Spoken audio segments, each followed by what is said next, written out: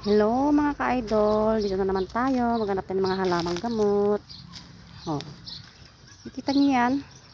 Ano ba tawag niyo dito mga ka-idol? Ito na yung Acapulco. Ano ba sa Ilocano? Kasi Ilocano ako eh. Nalimutan ko na, alam ko yan pero nalimutan ko na. Ito yung Acapulco. Alam niyo po ba?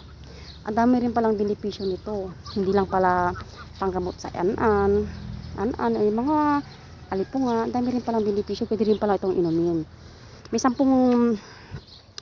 sampung benepisyo rin pala ito. Yung isa ay yung infection sa fungi.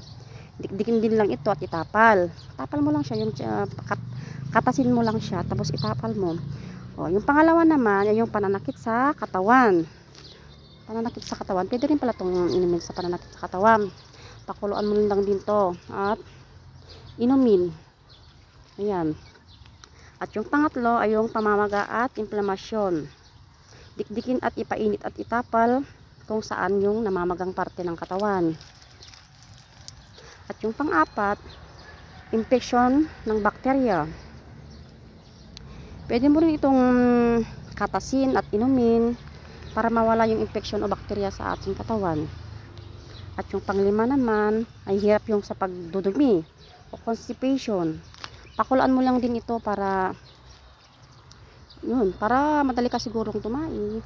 Excuse me sa mga makain. Sorry. Ayan. Tapos yung sa hika o bronchitis. Yan. Dikdikin nyo rin din yan. Yung makatas niya. Pwede nyo inumin. Pwede nyo rin yung pakuluan. Tapos yung pang-pito naman ay yung bulati o infection sa bulati. Pwede rin daw niya, pwede rin niyang katasin direkta at inumin, o kaya kung gusto niyo naman, pakuluan niyo siya at gawing parang tsaa. Iyan. Tapos naman, sa sugat. Sa sugat din pala, pwede rin pala sa sugat, o akala ko hindi.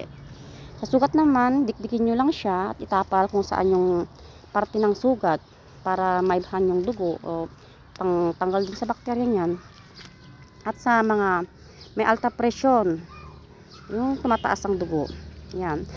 Ginagamit din ito sa mga mataas ang dugo, yung mataas ang presyon ng dugo. Inumin din to na parang tsaa. Yan. Gawin yung tsaa, yung mga matataas ang presyon ng dugo. Ito yung panghuli, yung eczema. Yan yung eczema. Yan yung pamamaga ng balat. Eczema o pamamaga ng balat. Ayan, pwede rin yan dikdikin yan at itapal yung katas, o kaya yung bulaklak. Mabisa rin daw yung bulaklak. Ayan. Lahat daw ng mga puno niyan, hanggang sa ugat, pwede yung pakuluan at inumin. Ayan, marami palang benepisyo rin pala yung Acapulco na yan. Ano ba sa Ilocano ang Acapulco? Nalimutan ko. Alam ko to pero hindi ko alam.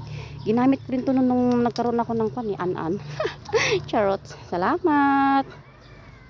Ayan. Luwang ang dami. Salamat sa panonood ulit.